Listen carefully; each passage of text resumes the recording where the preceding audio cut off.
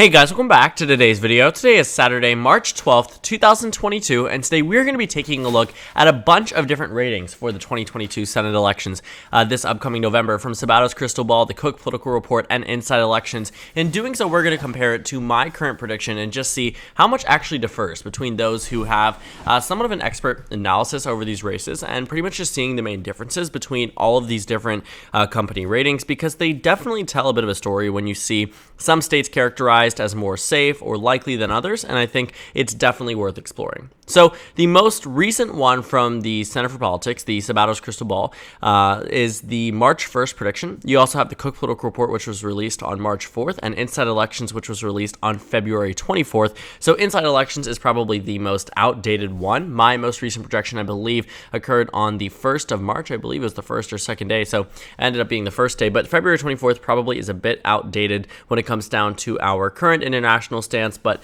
generally speaking, that won't be shifting the Senate elections too heavily, as those elections are much more focused on what is happening domestically, but of course does negatively or positively reflect on President Biden when it comes down to our election results. So looking at the first one, I would say Inside Elections definitely aligns a lot more closely with my prediction than what I've seen from some other polling companies, not necessarily the ones we are looking at today, but generally speaking, this is where I would say most of my expectations align when it comes down to our Senate elections.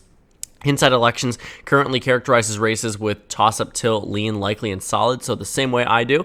And for right now, they actually characterize toss-up races, so they don't really have a determination as to how some of these states are going to go, but generally speaking, the majority of these states have been characterized in one party's favor or the other.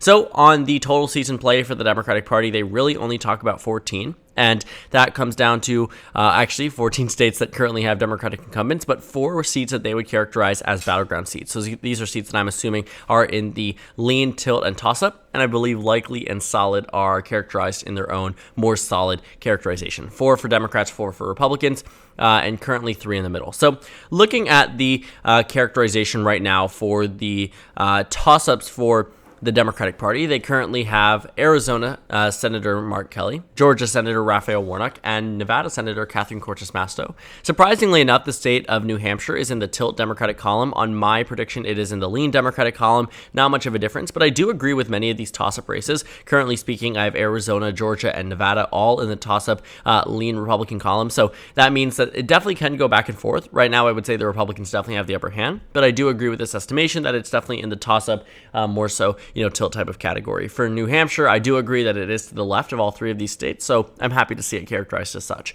Now, they don't characterize any lean likely states, meaning that the remaining states that we have characterized, all of them are considered to be safe. That means the states of Colorado and Washington and the remaining states are all characterized to be solid Democratic seats. They aren't going to be competitive, and they aren't really worried about them from this standpoint. Now, on the Republican side, they don't have any toss-up races, but they do have tilt Republican seats, and that comes from Pennsylvania, which is Pennsylvania. This is Pat Toomey's race. He is someone who won back in 2016, won back in 2010, but didn't exactly win by exceptionally large margins, even in 2010 when it was a bit of a red wave. Keep in mind, Pennsylvania's governor race went to the Democrats by about double digits, and the Senate race barely went to the Republicans in the first place. 2016 it ended up going to Pat Toomey by about 1.5, 1.6%. Nothing super impressive, but at the end of the day, the Republican Party did win it, and now that he's an outgoing incumbent, I actually don't think the GOP is going to win this race. I think at a brief period of time, I did expect them to do so. That was after the Republicans were surging in support across the nation, but looking at Pennsylvania in specific, the GOP has really failed to find a front runner, someone who could actually contest the Senate election super well. Sean Parnell was that nominee. He was endorsed by Trump. He was backed by the Republican Party. It seemed all but sure that he was going to win that nomination, and then he decided to drop out due to family reasons. So that is something that we take into consideration, knowing now that the Republican Party is very much in disarray as to who to coalesce behind. And I do think that a total Republican rating might be a little bit too favorable to the GOP, but I do agree that it is the closest Republican race of them all. Moving down to the lean Republican states, they have North Carolina with Richard Burr and Wisconsin with Ron Johnson. I would agree with both of these characterizations. In my current map, they're both Republican leaning. I would say Wisconsin is a bit more closer than the state of North Carolina, historically speaking, and based off of who is running. But I do agree that they could be characterized within the same category. Likely Republican, I absolutely agree that Marco Rubio is in the likely column. That's exactly how I've characterized it since, I believe, the very beginning. I think maybe at one point. Nope, never was it solid. So I am very confident in that likely Republican characterization. And for the rest of these states, they are all characterized as solid. I think for brief periods of time, I consider the possibility of Iowa being a state that is competitive. Ohio, I don't necessarily agree with being a solid Republican state. But for the rest of them, I am pretty confident in their expectation. The only thing is that Lisa Murkowski might potentially be primaried in the general election. I know that sounds weird, but they have ranked choice voting, so potentially defeated by a Republican when it comes down to the final ballot, but no guarantee there. Democrats seem to be very keen on supporting her when it comes down to a race between another Republican and Lisa Murkowski. So for right now, inside elections, I would say actually closely matches what I have here. There are some discrepancies, as there always will be with any of these maps, but I will say I am pretty comfortable with the way that they characterize many of those races. Nothing really strikes out to me as something super wrong, just maybe some minor adjustments, and it would be right exactly where we are. But again, this is also a firm that I would say definitely has a lot more history behind it and a lot more political power when it comes down to its expectations and its predictions and the implications of those things. So again, that is just my personal analysis of it and its relation to my channel.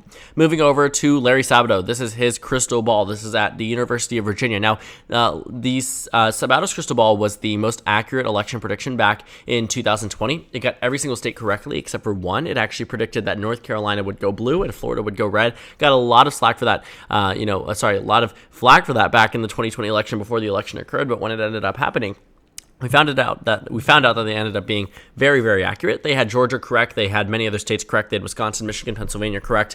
Their Senate elections weren't super accurate. They were definitely one of the more accurate ones. The presidential election is really where they shined, and I do trust them very much for the 2022 Senate elections. And right now they have some type of characterizations that I don't necessarily agree with. For instance, the state of Missouri, I would still keep in the safe Republican column.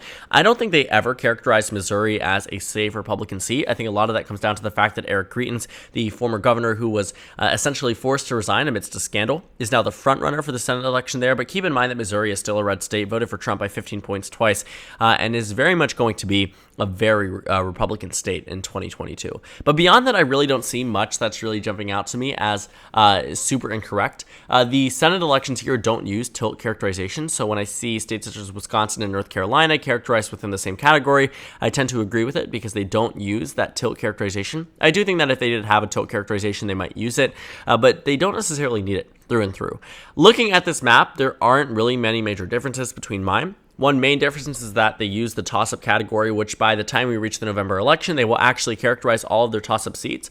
I think Georgia, Pennsylvania, Arizona, and Nevada being the closest ones by expectation definitely makes sense. Again, I agree with that through and through. Colorado and Washington, actually, we share in terms of our expectations of those states to just narrow down slightly, but not really be competitive for the GOP. The state of New Hampshire makes sense. I have the same characterization as them. Ohio and Florida and Iowa, same characterization. So right now, I would say I'm very confident in what the Center for Politics has put out. I think this is a very, very strong map, and I think it will hold up true because it's nearly exactly what I have put out myself. Again, I'm not applauding it solely because it does match what I have right now. I just think that based off of their history, based off of what they've been able to predict in the past and what they are predicting in the future, I am pretty confident in many of these ratings. I think the toss-up category definitely saves them in the regard that it does prevent them from being wrong as of right now for some of these races, but I do applaud the fact that they do end up characterizing them by the end of the race, and as 2020 has shown, many times they do end up being correct. So right now, they give the Republican Party 49 seats, the Democrats 47. Based off of my map, I give the Republicans 52 and the Democrats 48. So in the Sabato's crystal ball, the only map that is the only state in the toss-up category that I give to the Democrats is Pennsylvania. Beyond that, the GOP wins the rest. And I think that is also something that we've started to see very clearly, that Pennsylvania is going to be the closest GOP race, but not everyone is in agreement that Pennsylvania is going to go to the Democratic Party. So again, final map 49-47 GOP advantage with 4 toss-up seats. And the final reportings that we're going to be looking at, the ratings from the Cook Political Report, we are looking at their brand new Senate ratings. Now, they have not characterized every single race either. They have 5 toss-up seats: Arizona with Mark Kelly, Georgia, Raphael Warnock, Nevada, Catherine Cortez Masto, Pennsylvania, not Tom Wolf, that is the governor of the state, Pat Toomey, Wisconsin, Ron Johnson. I am surprised to see Wisconsin as a toss-up state. In years past, Wisconsin has been a state that has been pretty easy to predict. 2018, we knew it was going to the Democrats. In 2020, we also knew it was going to go to the Democrats. In 2016, that was definitely an off year, and it coincided with Ron Johnson, surprisingly enough, winning that Senate election. But for it to be characterized as a toss-up is a bit difficult for me to understand. I think Republicans still have the upper hand. It makes sense that it would be characterized within this region. I think toss-up makes sense, but I would be more inclined to put it in the lean or not likely Republican column, tilt or lean column. The Cook Political Report does not use the lean characterization. But in looking at the toss-up states here, we have Pennsylvania, which I would actually argue again, like I've said for the past two predictions, that it is going to be a tilt or lean Democratic seat. Looking at some of these characterizations, I think many of them are accurate. I think all the solid ones I would agree with. Maybe move down Patty Murray into the likely Democratic column, but again, not really arguing that point too heavily. That can fluctuate back and forth, absolutely. Colorado, I agree with. New Hampshire, I agree with. The toss-ups, I also agree with. On the Democratic side, on the Republican side, again, I would just like to see Pennsylvania moved over one step to the left, Wisconsin one step to the right. I don't know if I agree with Florida, North Carolina, and Ohio being all characterized the same. I think if you remove North Carolina, that's when it becomes pretty solid. In my older predictions, I would have agreed that they moved together. Ohio, North Carolina, and Florida were always likely Republican for a pretty consistent period of time. But then, looking at them now in the lean Republican column, I don't know if I agree with that either. I think these states are definitely much more solid in favor of going to the GOP, or at least Ohio and Florida, than we sometimes let on with the Cook Political Report. The Pennsylvania and Wisconsin rating sort of adds to that understanding that these states are being a little bit underestimated for the Republican Party and overall support. As for the solid Republican states, I agree with many of these characterizations. Iowa, I agree with. I agree with the rest of them. I think Missouri also remains a likely Republican state. A solid Republican state. That state I don't really think is going to narrow down unless Eric Greitens royally screws up with that nomination, and it's just going to be very difficult to see how a Democrat wins in Missouri, especially given our national environment. This is not 2018, and it's not a candidate like Claire McCaskill. You're going to find a Democrat who isn't going to be up to par when it comes down to history for the Democratic Party in the state of Missouri. Jason Kander in 2016 was a phenomenal nominee. In 2018, Claire McCaskill was the best the Democratic Party could get, and even in both of those years, the Democrats could not do well with, or not necessarily do well, but could not win the Senate races. They definitely did well. They narrowed down Missouri's this exact Senate seat actually in 2016 below 3%. In 2018, it was decided by 6%. Keep in mind, again, this is a state that Donald Trump won by 15 points or more in both of his elections. So I will say, the Democratic Party, while maybe having stronger nominees in the past and weak GOP nominees as well, doesn't necessarily have that luxury other than the weak GOP nominee part. They don't have an incumbent. They don't have a statewide elected official. And I think at the end of the day, Missouri is still very much going to go to the GOP, even if that means electing someone who was forced to resign or resign on their own accord, but out of political convenience, who is now returning to office. So looking at these ratings so far, the Senate seats that are currently being characterized, I think the GOP still has the upper hand in all of these ratings. Looking at them, the Republican Party still comes out ahead. They aren't seeing any states transfer over from the Democratic Party to the Republican side or the Republican Party to the Democratic side, but that actually benefits the GOP because the Democrats need to build up their numbers, right? They have an opportunity in many of these states. Historically speaking, they should be able to be competitive in Pennsylvania, North Carolina, Florida, Wisconsin, Ohio, Iowa, 6 states that have been historically competitive on the presidential level. Well, they've lost Florida, they lost Ohio. These are states that aren't going to be competitive just because of the incumbents or the state of these individual states at the moment. North Carolina, Wisconsin are slowly becoming a little bit more out of reach because we are getting closer to November and Democrats really aren't making any major advances on the GOP. And Pennsylvania is really the only state where I would say there's a big shining star. Iowa just has a very solid incumbent and not much to offer for the Democratic Party in general. So looking at our current race ratings for many of these states, the Republican Party, again, still has that upper hand, and they will probably maintain that as long as Joe Biden is disapproved of. There is definitely an opportunity for the Democratic Party to regain or hold on to control of the United States Senate if they play their cards right. They definitely had that advantage for nearly a year. I mean, looking at my ratings, it wasn't until about, you're talking about September and October in which I started to see a super significant shift away from the GOP, away from the Democratic Party, and it has maintained until now.